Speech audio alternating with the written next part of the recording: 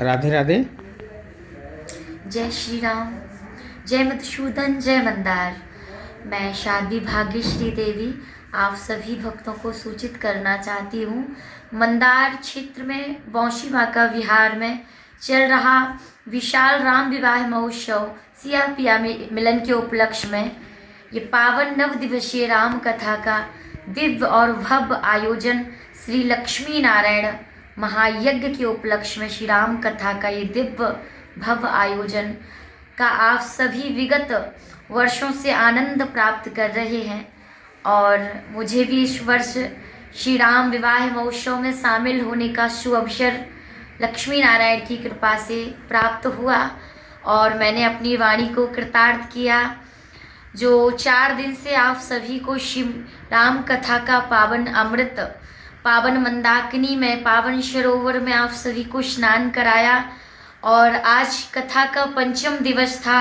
आज परम पुनीत कथा थी शिव विवाह। माता पार्वती और भगवान शिव का किस तरह मैनावती और राजा हिमाचल ने पाणी ग्रह संस्कार किया और कितना सुंदर माता मैनावती ने अपनी माँ गौरी को, अपनी पुत्री, अपनी कन्या गौरी को कितना सुंदर संदेश दिया विदाई के समय कि करहि सदा शंकर पद पूजा, नारी धर्म पति देव न दूजा।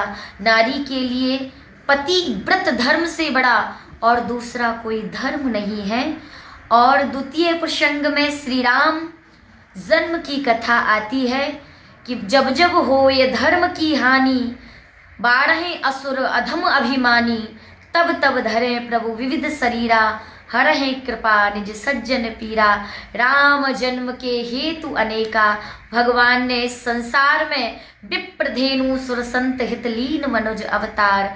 इस संसार में परम पिता परमात्मा श्री राम राघव मर्यादा पुरुषोत्तम के रूप में इस धरा पर पधारे। विप्र यानी ब्राह्मणों की रक्षा के लिए, धेनु यानी गौ की रक्षा के लिए, सुर यानी देवताओं की रक्षा के लिए, संत यानी संतों की, साधुओं की रक्षा के लिए इस धरा पर मनुष्य रूप धारण करके आए और उन्होंने अपने भक्तों की लाज को बचाया, अपने भक्तों की पीड़ा को हरा। राधे राधे, जय श्री राम। मैं एक सवाल करना चाहूँगा कि आपका तो मंदार की धरती पर पहली बार पदार्पण हुआ है। मंदार की धरती पर आकर आपको कैसा लगा? मंदार की धरती पर आकर वैसे तो मैं अन्यत्र कई क्षेत्रों में मैंने भ्रमण किया, छत्तीसगढ़, बिहार और राजस्थान, गुजरात, महाराष्ट्र, अन्यत्र प्रांतों में मैंने कथा कही, लेकिन जो आनंद की अनुभूति मुझे मंदार क्षेत्र में आकर हुई है वो अन्यत्र किसी स्थान पर आकर नहीं हुई।